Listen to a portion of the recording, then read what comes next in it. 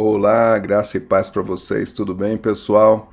Aqui é o pastor Ilan Marques, estamos de volta aqui com o Bible Café, sempre com um assunto aqui da Palavra de Deus, para que você possa aprender mais sobre as coisas de Deus. Espero que vocês tenham tido uma semana tranquila, abençoada, cheia da presença de Deus, ok?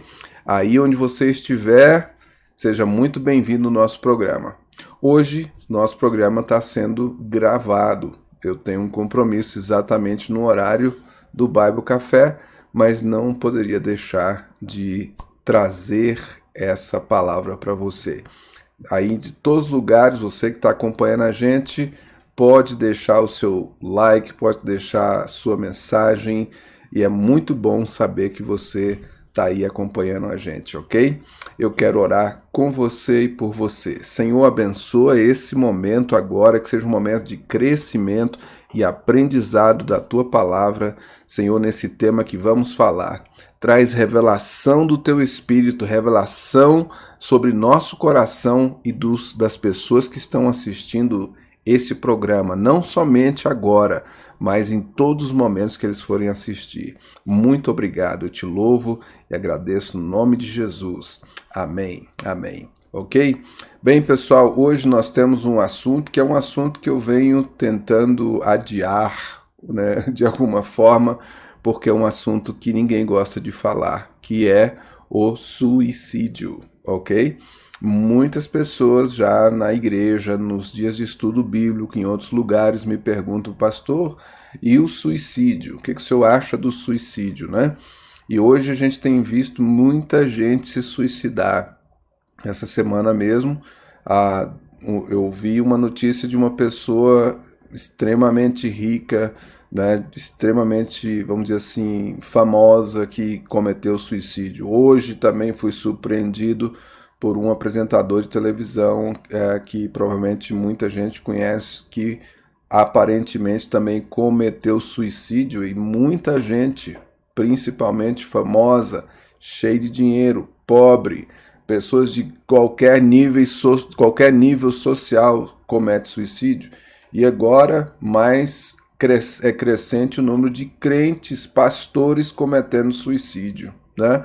Isso é terrível. Eu gostaria de ter um convidado especial comigo para falar sobre isso, mas a gente vai talvez voltar nesse assunto, ok? Com alguém que a gente tiver participação aqui no nosso programa. Muito bem, mas nós temos a palavra de Deus. A palavra de Deus é importante sobre isso. E para começar, é muito importante a gente saber, né? Nós temos que fazer 3 perguntas, ou são as perguntas mais recorrentes, né? Quem comete suicídio vai para o inferno? Ou seja, para onde vai uma pessoa que comete suicídio? Segunda pergunta, né? Por que uma pessoa comete suicídio, né? Essa pergunta que às vezes muitas pessoas fazem. Por que uma pessoa comete suicídio? A terceira pergunta, por que um cristão cometeria suicídio, né? Que é de se estranhar muito, já que nós falamos que o cristão tem a paz de Deus no seu coração. Então não sai daí que a gente vai falar muito hoje sobre isso. E se você tiver algum comentário, deixa lá, escreve pra gente, ok?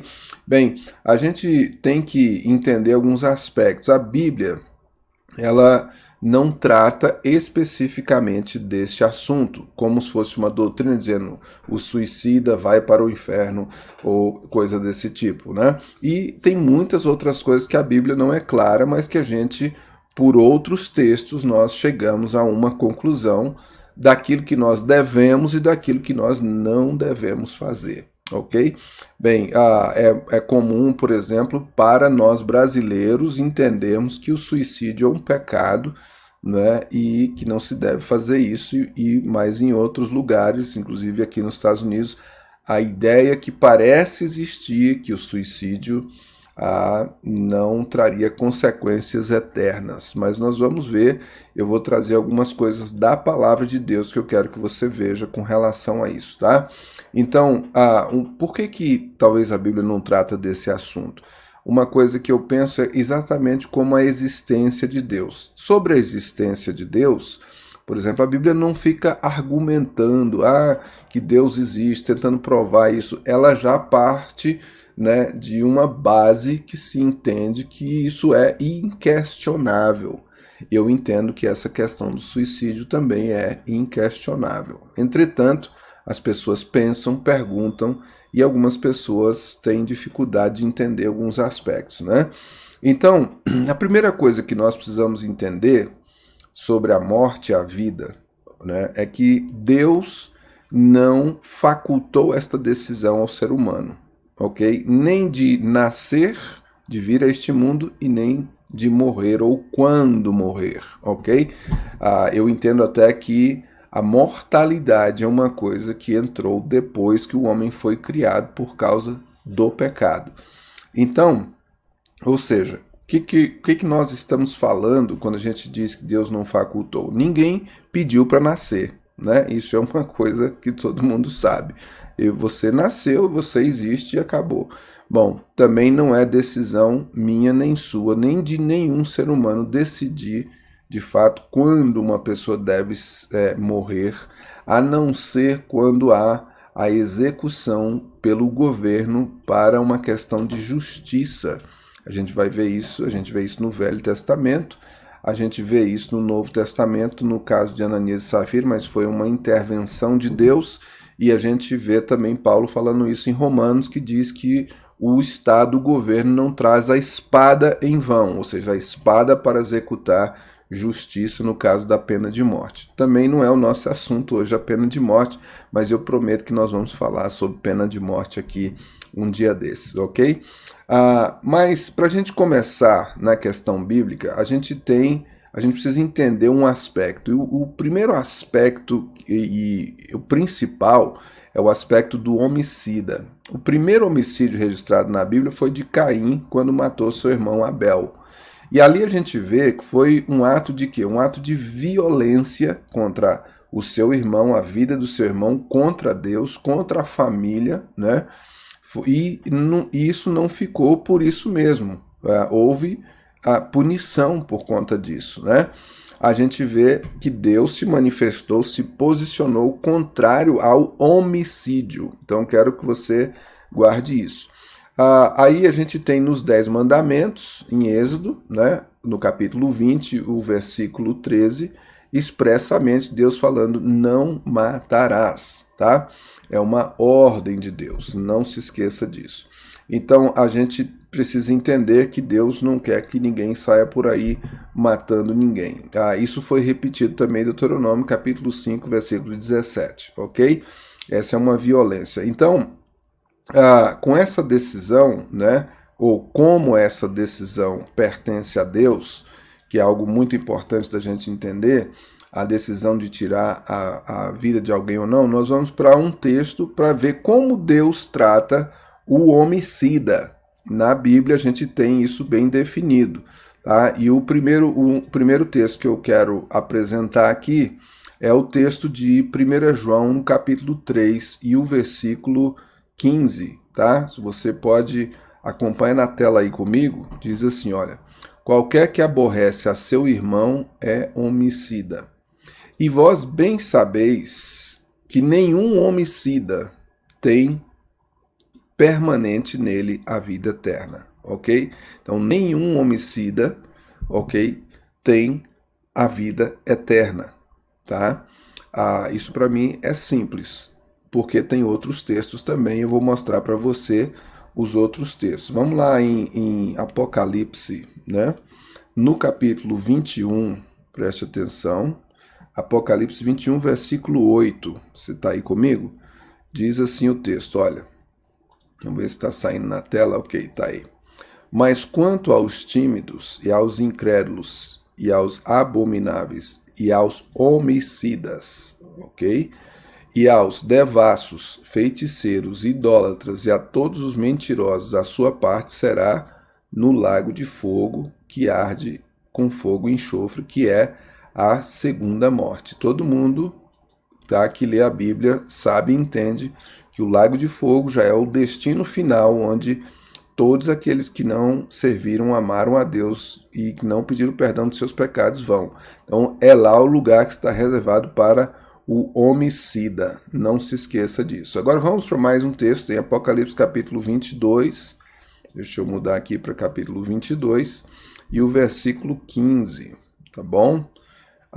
Aqui nós temos um outro texto importante. Olha, ficarão de fora. Tá? Quero que você veja aqui no versículo anterior, nos versículos anteriores. Deixa eu ver aqui. Olha só, versículo 13. Eu sou o alfa, o ômega, o princípio e o fim, o primeiro e o derradeiro. Bem-aventurados aqueles que lavam as suas vestiduras no sangue do Cordeiro. Isso é muito importante para o assunto que a gente está falando. Para que tenham direito à árvore da vida e possam entrar na cidade pelas portas. Ficarão de fora, tá bem claro aqui. Quem vai ficar de fora? Os cães, os feiticeiros que se prostituem, os homicidas e idólatras, e qualquer que ama e comete a mentira, ok? Então, veja bem, é muito importante a gente entender um aspecto. O que tem a ver o homicídio com o suicídio? A diferença é que quem é um homicida porque matou alguém. O outro lado é a pessoa que matou a si próprio. Então, se eu poderia fazer se eu vou dar uma explicação, a explicação para a palavra suicídio é aquele que é homicida de si mesmo. Então, ele tirou a própria vida, ele atentou, fez um ato de violência contra a sua própria vida. Tá? Então, por isso, eu entendo que ele é tratado exatamente junto com os homicidas, o que leva a entender que o lugar dele é onde, segundo a palavra de Deus, para os homicidas, ele é lá no lago de fogo, porque essa decisão pertence a Deus, tá bom? Ficarão de fora. Então é muito importante. E lá em 1 João 3,15 fala que nenhum homicida terá vida eterna. Isso é muito sério e muito importante. Talvez você pode, então, fazer a pergunta, né? Então todos os homicidas vão para o inferno, pastor? Não, não é bem assim. A questão, você lembra lá do texto, tá? Que eu vou colocar de novo, que fala bem-aventurado quem? Aquele que fez o quê? Que lavou as suas vestes, onde? No sangue do Cordeiro. Lembra Apocalipse 22, versículo 14, olha só. Bem-aventurados aqueles que lavam as suas vestiduras no sangue do Cordeiro. Está acompanhando aí comigo? Olha só. Aqueles que lavam as vestiduras no sangue do Cordeiro. Para que lava as vestiduras no sangue do Cordeiro? Para que tenham direito à árvore da vida e entre na cidade pelas portas. Então, todo aquele que cometeu um homicídio, mas que se arrependeu em Jesus Cristo, lavou as suas vestes no sangue do Cordeiro, se arrependeu genuinamente, entra na vida eterna, tá? A gente tem exemplos e exemplos e exemplos, tem muitos exemplos. O que é muito importante a gente entender esse aspecto. Então, você pode de repente perguntar, e se o suicida pedir perdão antes, né, de cometer o suicídio? Gente, pelo amor de Deus, né?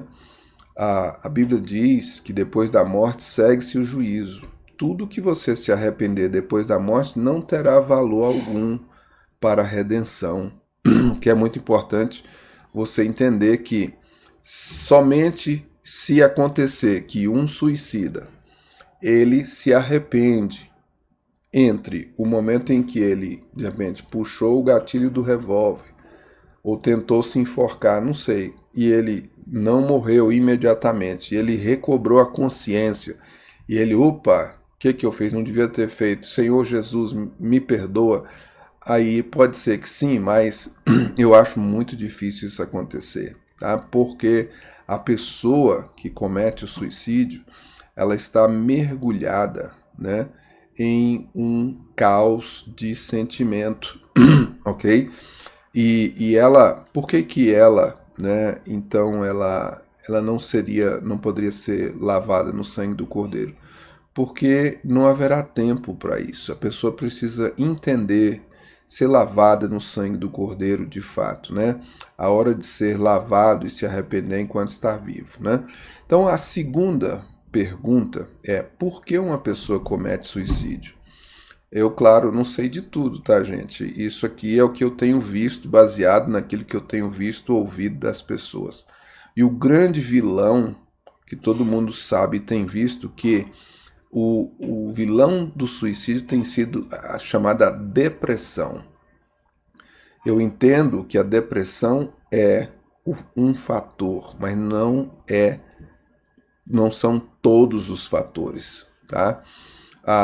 Se fosse assim, todos que entram em depressão invariavelmente cometeriam suicídio. Mas no caso existe algo mais. Então, eu entendo que a depressão, né, ela é uma oportunidade que o inimigo aproveita. A pessoa se torna um alvo fácil na mão do diabo. E o diabo sabe que ele é manipulador, ele é mentiroso, ele é o pai da mentira. Ele engana as pessoas, né? A pessoa está mergulhada lá num mar de agonia, de problemas, situações, e ela só vê o suicídio como saída. Por quê? Porque o diabo vem e alimenta a mente dela. Ah, você acha que o diabo não pode fazer isso? O que a Bíblia fala de Ananias e Safira? Quando eles chegaram na presença de Pedro, foi a pergunta que Pedro fez: por que Satanás encheu o teu coração para que mentisse ao Espírito Santo? Ora, Pedro está dizendo claramente que o diabo encheu o coração de dois irmãozinhos da igreja. Em algum momento eles deram lugar ao inimigo, tá? Está lá na Bíblia, não sou eu que estou inventando, não.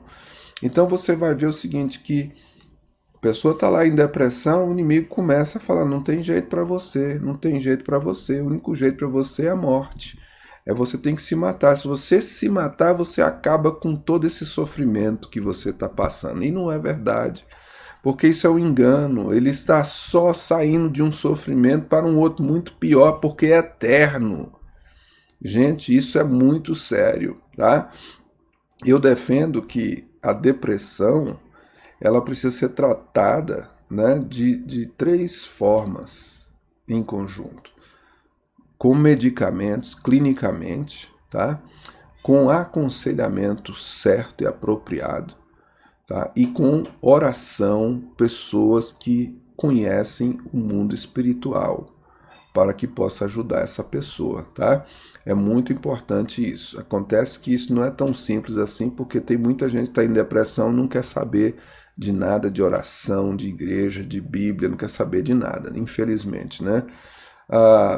Mas há o dedo do inimigo. O inimigo, ele entra lá e ele bagunça a vida da pessoa e ele influencia a pessoa. Há relatos de pessoas que vão cometer suicídio que elas simplesmente sentem algo sobrenatural, como, né, que está anestesiando o corpo dela, e ela crê que realmente que está indo colocar um fim no sofrimento dela. E isso não é verdade, absolutamente não é verdade, tá? É muito interessante a gente entender, tá? O que o inimigo, ele tem o dedo lá. Bom, pulando para a próxima pergunta, tá? Que é muito importante, né? Por que então um cristão, por que um crente cometeria suicídio, gente? Né? A primeira coisa que a gente precisa entender é que crente também fica doente, crente também passa problema, crente também entra em depressão, tá? Não é porque é crente que não entra em depressão. Pode ser, tem muitos crentes que estão em depressão e estão talvez até negando isso, né? Mas há muitos crentes em depressão. E o problema é que, por exemplo, às vezes a pessoa está passando um problema de família, no casamento, um problema financeiro. Qualquer tipo de problema pode levar uma pessoa à depressão, solidão, né? Desprezo da família e uma série de coisas, e a pessoa entra realmente em depressão. A Bíblia mostra, por exemplo, Moisés. Moisés estava debaixo de uma pressão extraordinária que o povo queria, porque queria carne. Saíram do Egito, estavam no deserto, só comia maná, queremos carne, queremos carne. Ele ficou ruim, ele foi falar com Deus e disse assim: Deus, me mata porque eu não aguento, esse povo é muito pesado para mim. Olha a pressão que ele estava. Moisés, o homem de Deus, irmãos. E aí você vai ver isso. Você vai ver também Elias. Elias que sofreu, ele tinha feito algo extraordinário. Estava ali, manifestou o poder de Deus, desceu fogo do céu, consumiu o altar. Só o Senhor é Deus. Vem chuva. Ele matou os profetas de Baal, os profetas de Acera. E aí a rainha disse: eu vou matar você amanhã. E aí ele fez o quê? Fugiu. Fugiu, queria ficar sozinho e pediu para Deus que ele queria morrer. Ele não queria ser morto pela rainha, ele não quis se matar, mas ele estava em depressão, porque ele estava pedindo a morte. Estava mal, ok? Isso você vai ver claramente, né? Não adianta a gente, se qualquer psicólogo tivesse lá, ia dizer: Elias, tu está em depressão, senta aqui, vamos conversar. Você vai ver, por exemplo, o caso de Saul, né?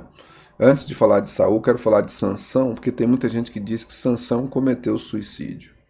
Mas Sansão cometeu suicídio, foi salvo, tá lá na galeria dos heróis da fé, em Hebreus 11. Não, veja bem, eu não vejo o caso de Sansão como suicídio, eu vejo o caso de Sansão como um ato heróico, em que ele quis matar os filisteus para cumprir um propósito. Tá? E aconteceu que a única forma dele fazer isso era que ele tivesse ali, naquele meio, naquele momento. Tá? Entendo essa forma. Mas ele estava cumprindo o seu propósito. Era como um piloto, de repente, um piloto kamikaze. Né? Bem, mais ou menos. Tá? É só para você entender um pouco o aspecto. Também sofrendo consequências dos seus próprios erros. Mas aí vem o caso clássico de Saul, né? Saul cometeu suicídio. Se você ver na Bíblia, lá em 1 Samuel 31, versículo 4, você vai ver que ele estava debaixo de pressão ali na batalha, e aí os soldados inimigos vieram apertando, e ele virou para o pajem de armas dele, né? A pessoa que carregava as armas dele, e disse: olha, pega a tua espada e crava em mim. E aí o rapaz não quis fazer. E aí o que foi que ele fez? Ele se jogou contra a sua própria espada. Quando o pajem de armas viu que ele estava morto, se matou também, porque ficou com medo das consequências do que poderia acontecer com ele. E aí você vai ver, só que você vai ver, acompanhar a situação de Saul anterior, aí vai levar a causa. Primeira coisa, ele começou a desobedecer às ordens de Deus. Deus rejeitou a ele para ser rei. Consequentemente, diz a Bíblia, veio um espírito maligno da parte de Deus para atormentar Saul. Olha, irmãos, isso é sério. E esse espírito atormentava. Chamaram Davi. Davi tocava, o inimigo ia embora. Davi saía, o inimigo voltava. Davi tocava, o inimigo ia embora. Davi saía, o inimigo voltava. E assim foi. O homem estava atormentado. O homem estava em depressão, porque falou: vou perder o reino. Começou a desconfiar de Davi. Esse aí vai tomar meu reino. Começou a ficar com inveja, ciúme. Todos esses problemas, tá? E é muito sério, porque isso é o quê? Isso é pecado. E aí ele chegou, eu entendo que para a pessoa chegar no suicídio, ela passa pela depressão, pela opressão e às vezes até a possessão maligna. Então é muito sério isso, tá? Porque a pessoa vai gradativamente, não se conserta, não volta. Então, respondendo à pergunta, por que um cristão comete suicídio? Gente, tem muita coisa que a gente não sabe que está de trás das quatro paredes, de trás das cortinas. Problemas familiares, problemas financeiros.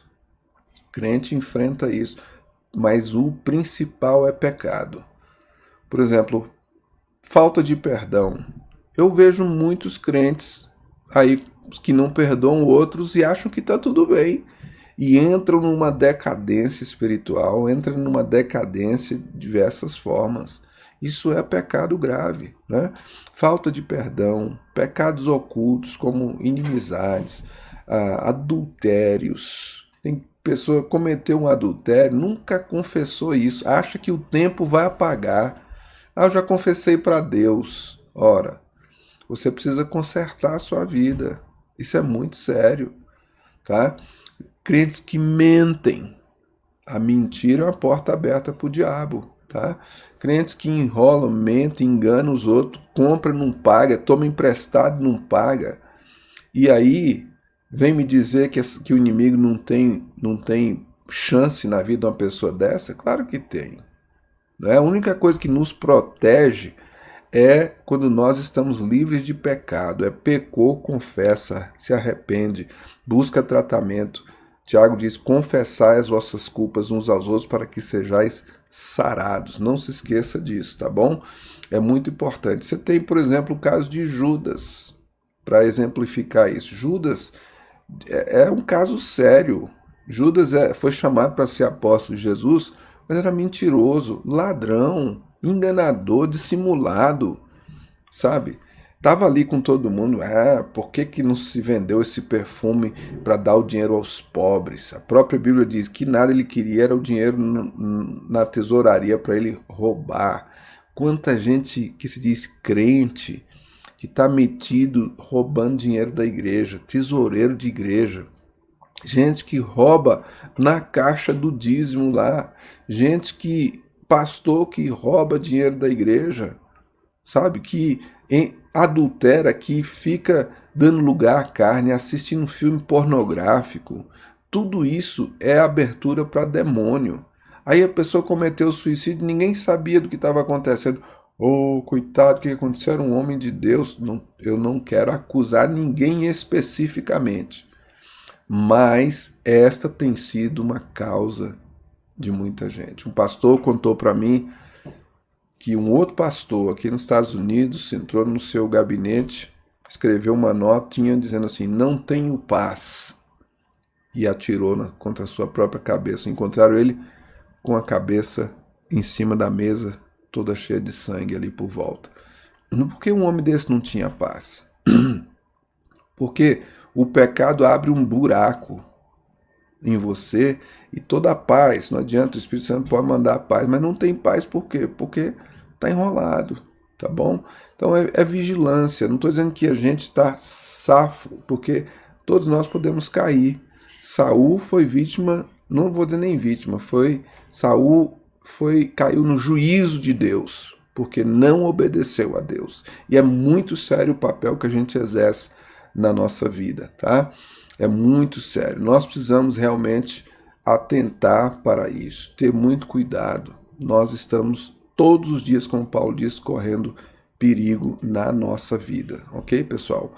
Bem, esse assunto ele é realmente bastante delicado, né? Eu estou aproveitando esse momento para falar que talvez, eu não sei o momento que você está passando, mas eu estou vendo muito suicídio acontecer e quem sabe você está mergulhado na depressão, né? Não adianta você esconder isso. Vá buscar ajuda, vá buscar tratamento, tá? Vá, se aconselhe com alguém de confiança, vá a um médico especialista e busque a Deus, fale com alguém que entende espiritualmente das coisas espirituais, peça oração, cobertura de oração, ataque de todas as fontes para que você possa ser abençoado, ok? Bom, pessoal, eu gostaria de falar mais sobre esse assunto, mas é isso aí que eu tenho para falar hoje, tá bom? Resumindo, né, o suicídio é pecado. O suicídio traz consequências eternas. Não adianta a gente se enganar com relação a isso, ok? Talvez se você tiver sua pergunta, deixa aí e a gente vai tentar responder. Isso é tudo. E desejo você um fim de semana abençoado. Que Deus te guarde e fica na paz do Senhor. Um abraço. Tchau, tchau.